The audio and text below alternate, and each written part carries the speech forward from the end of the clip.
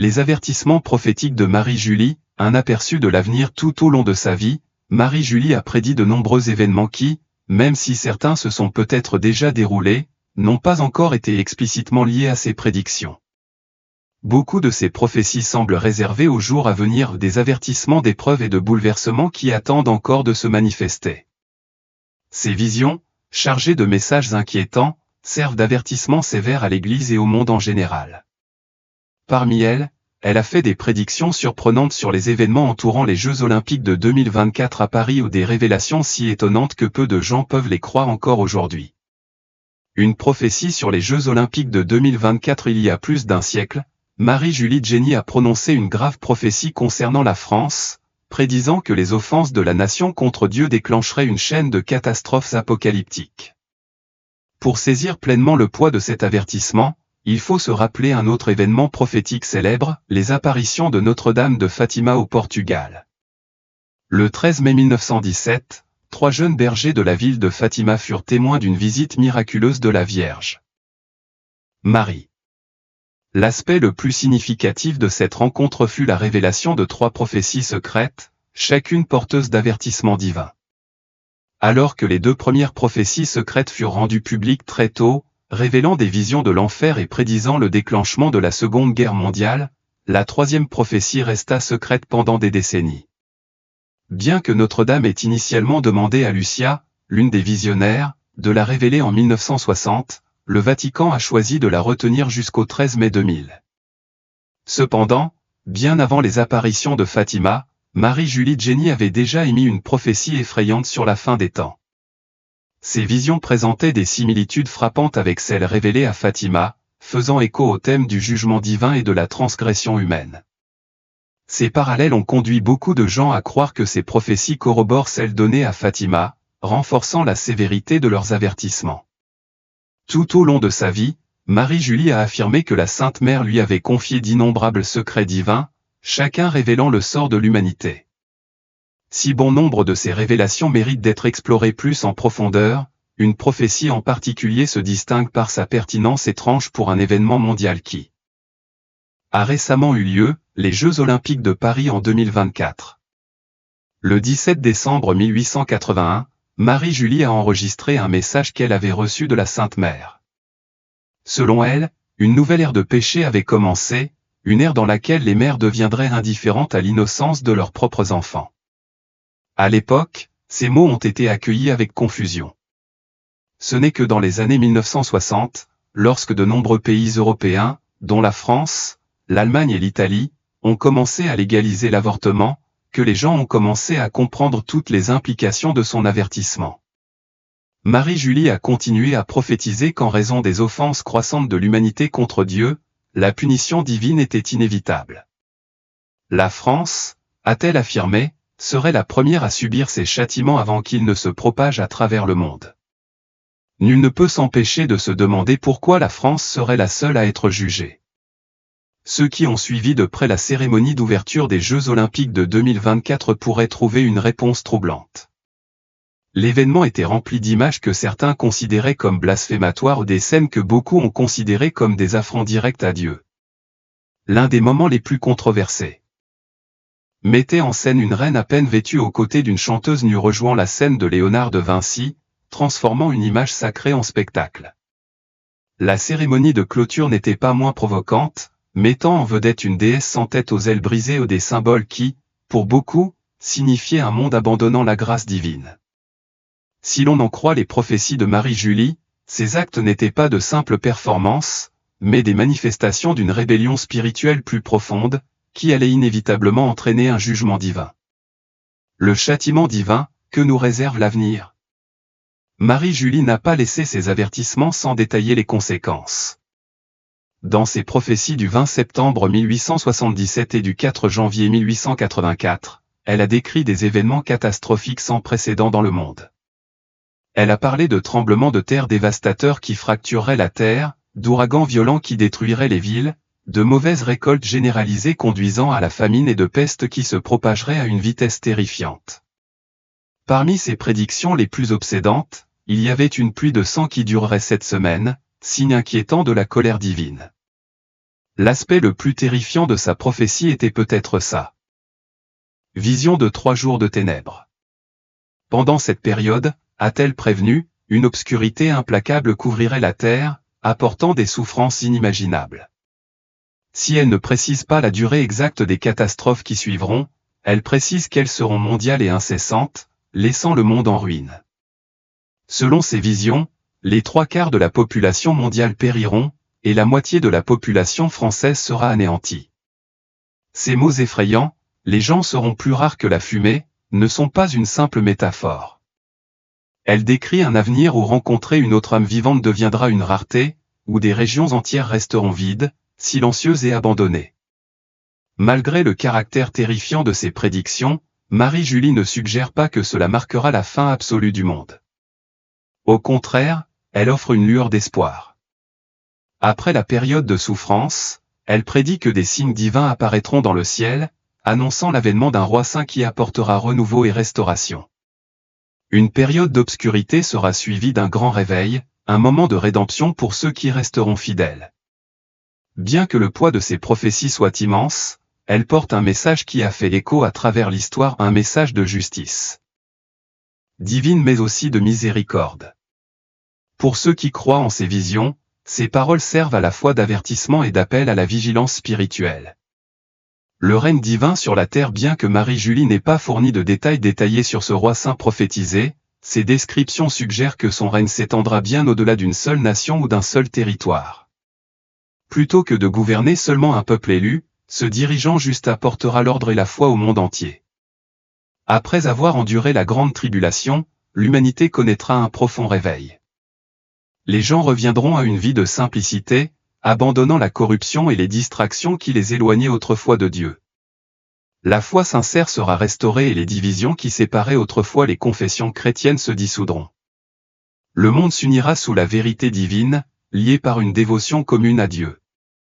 La France. Dans ses prophéties, Marie-Julie Jenny a souligné à plusieurs reprises que la France serait l'épicentre des châtiments divins.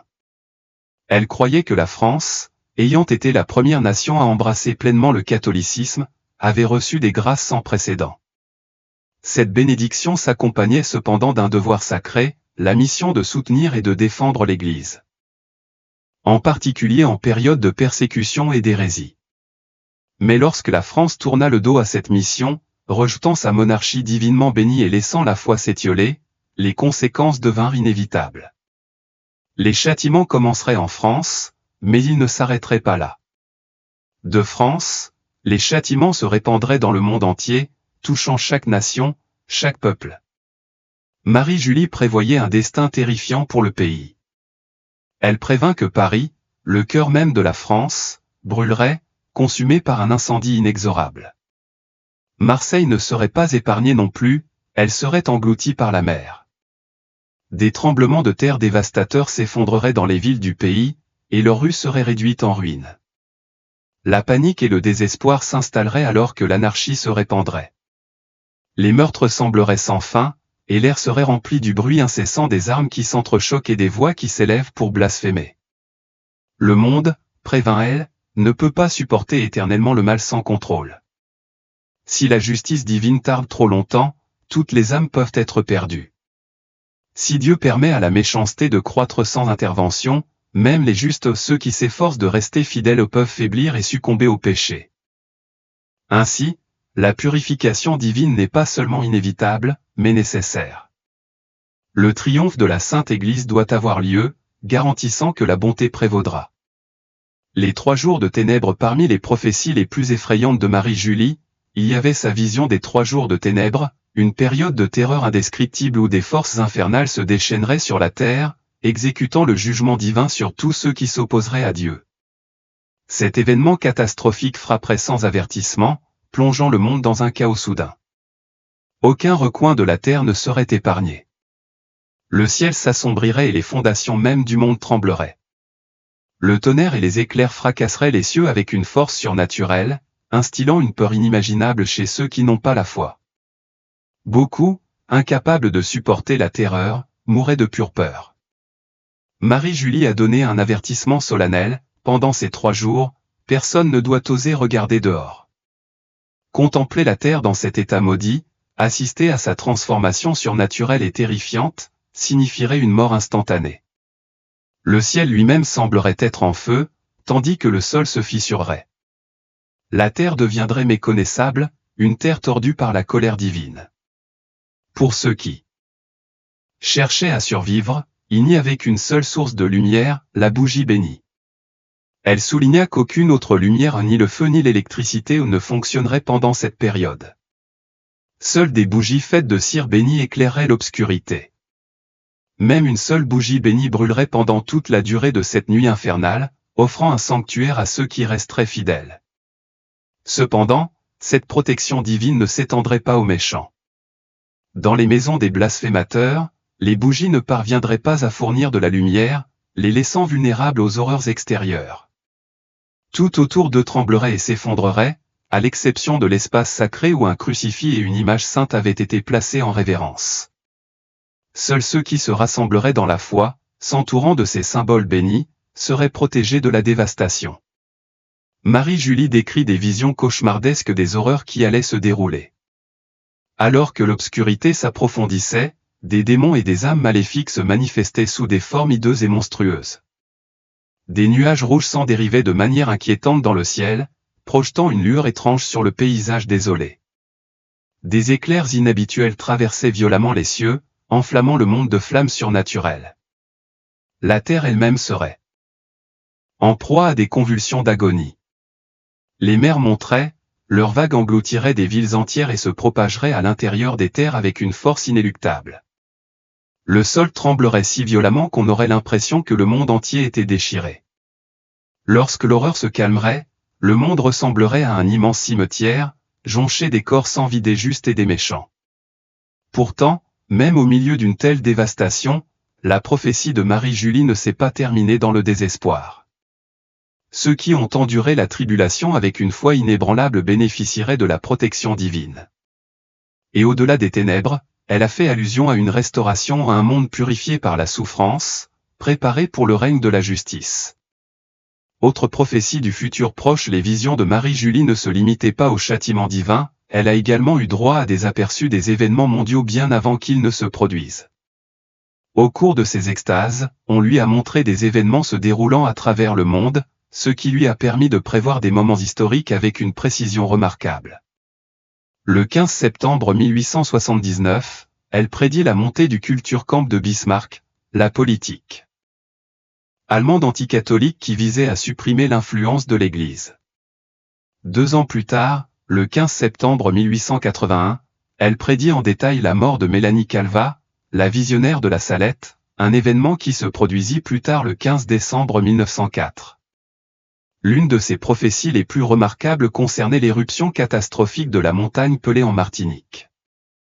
Bien qu'elle se trouve à des milliers de kilomètres, elle décrit la destruction violente avec une précision inquiétante, comme si elle avait été témoin de la catastrophe de ses propres yeux.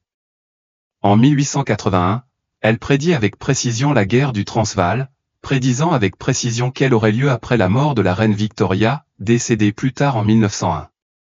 De plus, elle prophétisa la mort du comte de Chambord, le dernier descendant direct de la maison royale des Bourbons de France. Son don prophétique était particulièrement évident dans les affaires concernant l'Église. Juste avant que le successeur du pape Léon XIII ne soit choisi, elle fit une déclaration choquante, qui, quelques jours seulement avant le conclave papal, s'est avérée étonnamment exacte. La prophétie du pape Pie Marie-Julie Jenny avait prévu que le règne du pape Léon XIII serait sensiblement plus court que celui du précédent pape nommé Pie. Cette prophétie s'est réalisée lorsque le cardinal Giuseppe Sarto, ancien patriarche de Venise, est devenu pape Pie X. Son règne n'a duré que 11 ans, contrairement au pape Pie IX, qui avait régné pendant plus de 31 ans, ce qui en faisait le pape ayant régné le plus longtemps de l'histoire à l'époque. Au-delà de cette prophétie, Marie-Julie avait également prédit avec justesse que la France perdrait sa colonie d'Algérie au profit des Arabes, ce qui causerait de grandes souffrances aux prêtres catholiques de ce pays. Elle avait eu des visions de la Première et de la Seconde Guerre mondiale, prévoyant la dévastation et les pertes qui engloutiraient le monde. Notre Seigneur lui avait promis qu'elle vivrait pour assister au début des châtiments, et en effet, elle a vécu les horreurs de la Seconde Guerre mondiale avant de décéder le 4 mars 1941. Ses visions prophétiques, cependant, se sont étendues bien au-delà de sa vie. Le mystère de sa mort parmi ses nombreuses prophéties, la plus déroutante était peut-être celle concernant sa propre mort. Le 1er décembre 1876, notre Seigneur lui avait assuré qu'elle mourrait un vendredi, mais quand le moment fut venu, elle est décédée un mardi. Étant donné l'extraordinaire précision de ses prophéties précédentes et les nombreux miracles qui lui étaient associés, comment une telle contradiction a-t-elle pu se produire? N'y avait-il eu aucune erreur du tout? Marie-Julie avait eu une vision dans laquelle elle voyait un calice mystique planer au-dessus de sa tête. Dans un moment de profonde dévotion, elle fit une demande inhabituelle, emporter ce calice avec elle dans la terre lorsqu'elle serait enterrée. En réponse, notre Seigneur lui dit, « Je cacherai mon cœur sous ce voile, et il vivra dans ton cœur. Ton cœur battra comme avant. Ton amour ne ralentira jamais. Tu n'oublieras pas mon nom. Sous la planche du cercueil, le souffle de vie de mon cœur sera transplanté à l'intérieur du tombeau. » Que peuvent signifier ces mots énigmatiques? Certains pensent que Marie-Julie s'est peut-être offerte en sacrifice final, un peu comme le Christ dans le jardin de Gethsémani, en acceptant les dernières traces du calice de souffrance. Si tel est le cas, peut-être que Dieu a exaucé son souhait, lui permettant de mourir d'une manière que son entourage n'a pas perçue. Ces dernières paroles enregistrées remontent à février 1941, ce qui amène certains à se demander si elle n'était pas tombée dans un coma profond, proche de la mort, le 4 mars. D'autres pensent que son extase finale fut si profonde qu'on l'a prise pour la mort, ce qui s'est produit chez d'autres mystiques tout au long de l'histoire de l'Église. Une théorie plus effrayante suggère qu'elle serait restée en vie dans son tombeau, pour mourir un vendredi comme promis, la date réelle de sa mort étant cachée au monde. Si tel est le cas, alors le dernier chapitre de sa vie terrestre reste un mystère non résolu. Les miracles et la prophétie de Pie IX pour un véritable mystique, les miracles ne s'arrêtent pas avec la mort, ils continuent, témoignant de leur lien avec Dieu. Les visions de Marie-Julie ne font pas exception. En 1878, elle prédit que le pape Pie IX serait un jour élevé à une très haute sainteté. Beaucoup pensaient qu'il s'agissait d'une référence à sa canonisation, qui viendrait à temps pour protéger Rome de grandes calamités. En effet, Pie IX a depuis été reconnu pour sa sainteté. Le pape Jean-Paul II l'a déclaré vénérable le 6 juillet 1985, puis béatifié le 3 septembre 2000. Mais les révélations de Marie-Julie pourraient contenir une autre prophétie cachée, qui reste à accomplir. Certains pensent que les paroles de notre Seigneur concernant le cœur de Marie-Julie qui continuerait à battre après sa mort étaient peut-être plus que symboliques. Si jamais elle est exhumée, il est possible que son cœur soit encore miraculeusement intact et battant, signe extraordinaire de l'intervention divine. La Vierge de la Croix et sa sainte mission Marie-Julie Jenny est née le 12 février 1850, dans le paisible village de Coyolles, en Bretagne, en France. Alors qu'elle n'était qu'une petite fille entre 3 et 4 ans, sa famille s'installa dans une modeste maison de campagne à La Fraude, un petit hameau au nord-est de Blain. C'est là qu'elle vivrait toute sa vie, largement inconnue du monde, mais destinée à une mission divine. Comme c'est souvent le cas des âmes choisies de Dieu, Marie-Julie est issue d'un milieu modeste. Elle était l'aînée de 5 enfants, élevés par des parents qui étaient des paysans pieux et travailleurs. Ils n'auraient jamais pu imaginer que leur fille recevrait un jour des grâces extraordinaires du ciel et se verrait confier un devoir sacré, répandre l'amour de Dieu et préparer le monde à son plan divin. Dès son plus jeune âge, Marie-Julie a fait preuve d'une profonde spiritualité et d'une dévotion intense à sa foi. Mais ce n'est qu'en grandissant que l'ampleur de sa mission lui a été révélée à travers des visions, des extases et des prophéties qui ont ébranlé les fondements mêmes du monde. Son histoire, pleine de mystères, de miracles et de révélations divines, continue d'inspirer et d'intriguer les croyants à ce jour.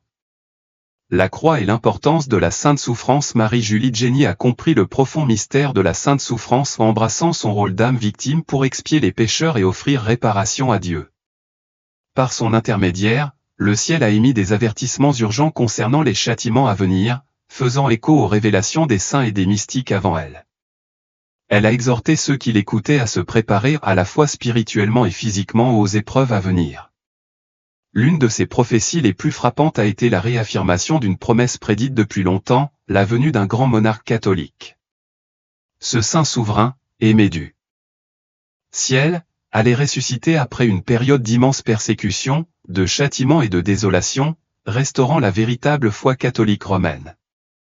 Il régnerait aux côtés d'un pontife angélique, un pape saint qui guiderait l'Église dans sa dernière ère de triomphe avant la montée de l'Antéchrist. Cet âge d'or prédit serait le plus grand et le plus glorieux de l'Église, un renouveau divin de la foi avant les épreuves ultimes de la fin des temps. Les premiers signes d'un appel divin chez Marie-Julie, même lorsqu'elle était enfant, Marie-Julie montrait des signes d'une mission spirituelle extraordinaire. Lors d'une visite à l'église, elle entendit une voix lui parler du plus profond de son âme, « Reste encore un peu avec moi ». À partir de ce moment, elle fut attirée par le tabernacle, s'attardant souvent longtemps après la messe pour prier dans une profonde contemplation. Elle recherchait des endroits silencieux pour méditer, attirée dans une communion intime avec le Christ. En grandissant, elle entra dans le tiers-ordre de Saint François, embrassant une vie d'humilité, de modestie et de dévotion inébranlable. Les témoins ont souvent décrit sa communion avec une révérence angélique, comme si elle faisait déjà partie d'un monde au-delà de celui-ci. L'acceptation de la souffrance le 22 février 1873, peu avant son 23e anniversaire, Marie-Julie tomba gravement malade et se trouva au bord de la mort. C'est alors que la Sainte Vierge lui apparut, lui offrant à la fois une guérison miraculeuse et un choix insondable. « Es-tu prête à souffrir les mêmes angoisses que mon fils ?» Sans hésitation, elle répondit oui. Un mois plus tard, le 15 mars, Notre-Dame lui apparut à nouveau, répétant la même question. Une fois de plus, Marie-Julie accepta volontiers la souffrance que le ciel lui avait préparée. À partir de ce moment, elle fut transformée. Ses souffrances commencèrent sérieusement et les blessures miraculeuses qu'elle portait avaient été prédites à l'avance, ce qui permit aux témoins de les voir se former sous leurs yeux. Les stigmates et autres blessures mystiques. Le 21 mars 1873, Marie-Julie reçut les 5 plaies du Christ, marquant la première manifestation de ces stigmates. Mais sa souffrance ne s'arrêta pas là, elle s'approfondit, reflétant la passion du Christ dans des détails poignants. 5 octobre 1873 où elle reçut la couronne d'épines, ressentant l'agonie perçante de la souffrance du Christ. 25 novembre 1873 où une profonde blessure apparut sur son épaule, marquant l'endroit où le Christ portait le poids de la croix. 6 décembre 1873 des plaies de flagellation se formèrent sur son dos, reproduisant celles infligées au Christ. 12 janvier 1874 des plaies de bandage apparurent sur ses poignets, là où les mains du Christ avaient été liées avant son exécution. 14 janvier 1874 une blessure au cœur se manifeste, signifiant son union mystique avec sa souffrance. 16 janvier 1874 des plaies de flagellation s'étendent à ses chevilles, ses jambes et ses avant-bras. 18 janvier 1874 deux plaies de flagellation apparaissent sur son côté, reproduisant la flagellation brutale du Christ. Chacune de ces plaies se déploie progressivement, augmentant son union spirituelle avec la passion du Christ. Puis, le 20 février 1874, une nouvelle et mystérieuse plaie apparaît, un anneau de fiançailles de sang sur l'annulaire de sa main droite. Cette marque divine signifie qu'elle a été choisie comme épouse spirituelle du Christ, liée à lui dans une union éternelle et mystique. Un dernier stigmate sans précédent apparaît le 7 décembre 1874, jamais vu auparavant chez un stigmatisé. Une croix et une fleur apparaissent sur sa poitrine, accompagnées des mots au crux ave, salut à la croix. Plus remarquable encore, cette marque dégageait un parfum céleste, qui constituait une confirmation divine de sa mission. Les promesses du Christ. Le 25 juin 1875, notre Seigneur s'adressa directement à Marie-Julie et lui révéla une promesse qui allait la distinguer à jamais, « Je ne tarderai pas à te faire connaître mes secrets. » Bientôt le secret sera découvert et le monde entier sera témoin de mon amour et de ma puissance. 3 jours plus tard, il déclarait, « Je ferai pour toi de plus grands miracles que pour ta sœur Marguerite Marie. » Cette déclaration étonnante laissait entendre que les miracles entourant Marie-Julie surpasseraient même ceux accordés à Sainte Marguerite Marie Alacoque, la visionnaire du Sacré-Cœur de Jésus. Un nouveau nom et une mission divine dans l'Écriture sainte, les personnes choisies pour une mission plus élevée reçoivent souvent de Dieu de nouveaux noms, signifiant leur transformation et leur appel divin. Il en fut de même pour Marie-Julie. Le 14 mars 1876, lors d'une extase, elle eut une vision de saint François d'Assise, qui tenait devant elle une pierre angulaire blanche, signe de la grande œuvre de la croix qui allait bientôt commencer à la fraude. Pendant qu'elle regardait, notre Seigneur bénit la pierre et des anges se rassemblèrent autour d'elle. D'autres anges portaient un livre ouvert sur lequel étaient inscrites des lettres d'or. Elle vit son propre nom écrit en haut et demanda humblement, « Dites-moi ce que cela signifie. » « Je vois mon nom écrit en haut du livre. » La réponse lui fut révélée, « Marie-Julie du Crucifix. » Elle expliqua plus tard que ce livre mystique resterait scellé jusqu'à 7 mois après sa mort, date à laquelle la mission complète de la croix serait dévoilée, apportant le salut à d'innombrables âmes. Pour confirmer davantage sa mission, le 1er août 1876, le Père éternel lui-même s'adressa directement à elle, « Quel est ton nom ?» Elle répondit avec une foi inébranlable, « Je suis Marie-Julie du Crucifix, Vierge de la Croix. » Par ces mots, sa mission divine était scellée. Elle était appelée à être un sacrifice vivant pour les pécheurs, une âme entièrement dévouée au Christ et à son Église, portant la croix du salut pour le monde. Un héritage de foi et de mystère. La vie de Marie-Julie du Crucifix est un témoignage de souffrance, de grâce divine et de foi inébranlable. Ses stigmates, ses prophéties et ses révélations mystiques continuent d'inspirer ceux qui recherchent les vérités cachées du plan de Dieu. Que ce soit par ses blessures mystiques, ses visions d'épreuves futures ou sa mort mystérieuse, Marie-Julie reste une énigme, une âme choisie par le ciel, liée à jamais au mystère de la croix. Et peut-être, quand le moment sera venu, le livre scellé de sa mission sera-t-il ouvert, révélant des secrets qui ébranleront à nouveau le monde. L'âme victime et la mission de la croix. Marie-Julie, âme pénitente pardonnée et embrassée par le Christ, fut choisie pour une mission profonde.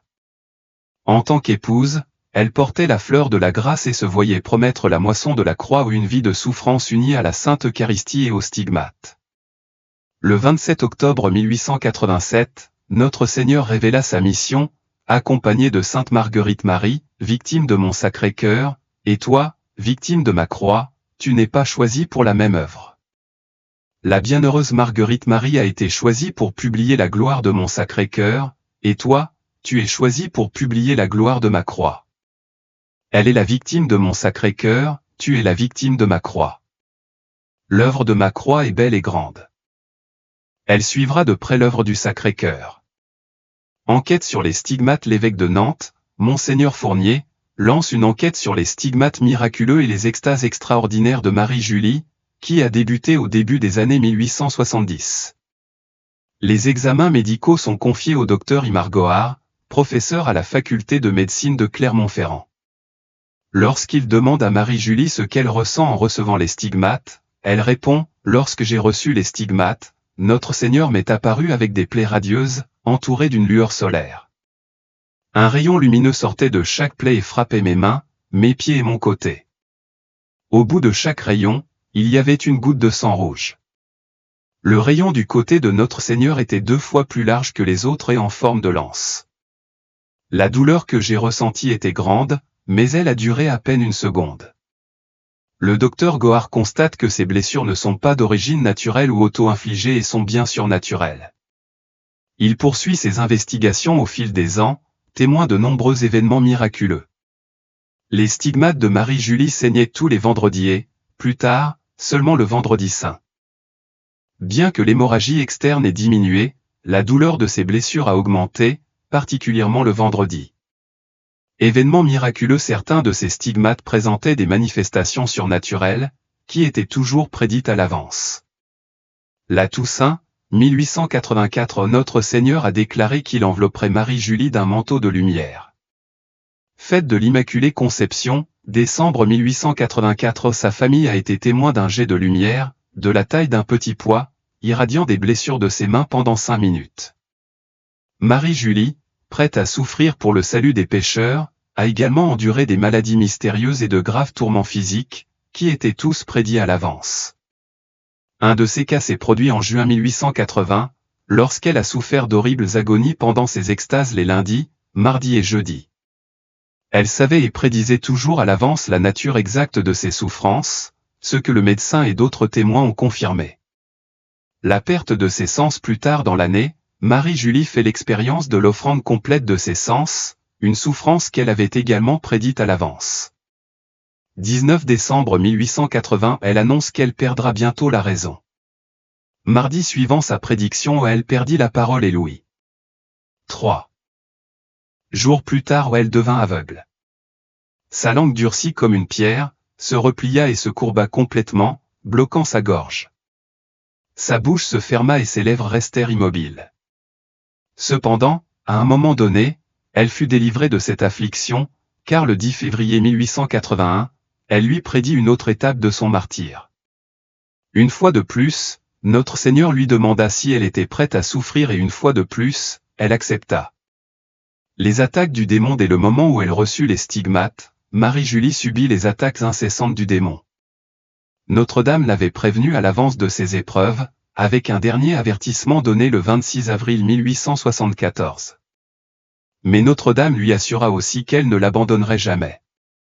15 minutes après cet avertissement, le démon lança son premier assaut.